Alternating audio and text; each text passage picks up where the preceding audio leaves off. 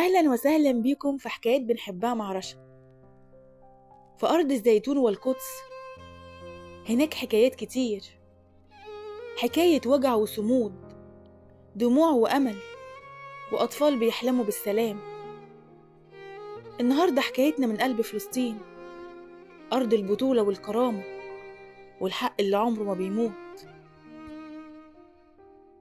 في بلد جميلة اسمها فلسطين، بين البيوت القديمة وأشجار الزيتون عاشت بنت صغيرة اسمها ليلى. كانت بتحب تكتب أحلامها في دفتر صغير أخدته من باباها اللي كان يقول لها: حتى لو أخدوا كل شيء يا ليلى ما يقدروش ياخدوا أحلامنا. ليلى بتحب الطيور، خاصة الطيور المهاجرة اللي بتيجي في موسم معين وبتطير فوق قريتها. كانت تقول لمامتها: ماما، لو كنت طير كنت هطير فوق الأسوار وأشوف كل البلاد الحرة. مامتها تبتسم بحزن وتقول: هيجي يوم ونعيش أحرار يا ليلى.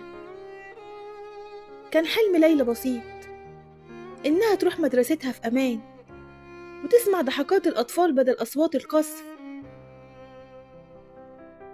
في صباح يوم عادي كانت ليلى خارجة من بيتها ماسكة دفترها وقلمها. فجأة سمعت أصوات بعيدة، كل الناس خرجوا يجروا ناحية الملاجئ.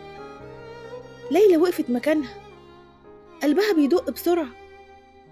شافت بيت جارتهم انهدم، وشافت طفل صغير بيعيط.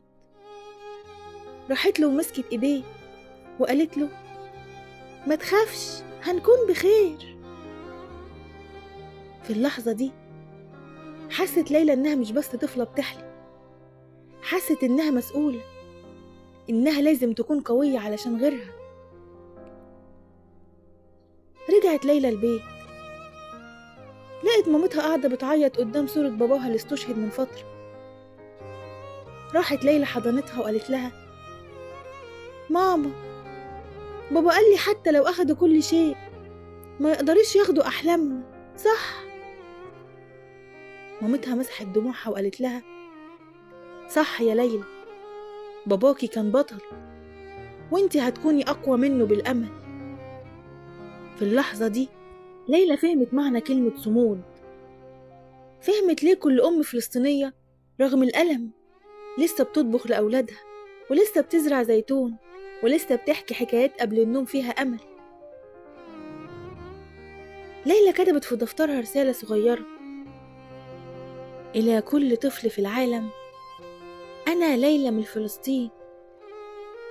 أنا بحلم ألعب زيكم، أروح مدرستي زيكم، أضحك زيكم.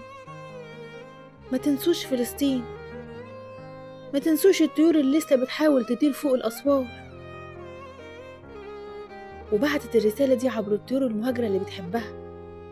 تخيلت إن الطيور هتحمل الرسائل لكل مكان.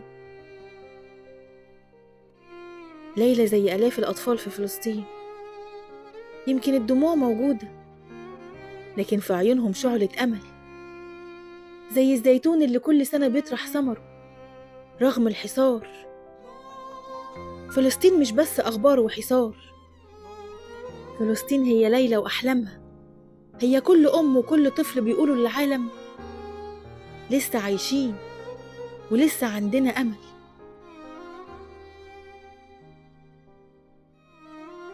يمكن الحكاية لسه ما كملتش، لكن الإيمان جوه قلوبهم ما انطفاش.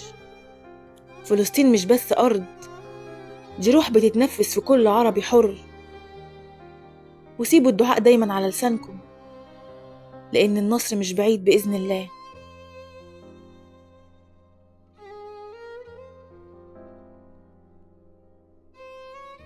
لو عجبتكم الحكاية ما تنسوش تعملوا لايك وتشتركوا في القناة وتفعلوا زر الجرس علشان توصل لكم كل حكاياتنا. واستنوني في حكاية جديدة. مع السلامة يا أحلى مستمعين.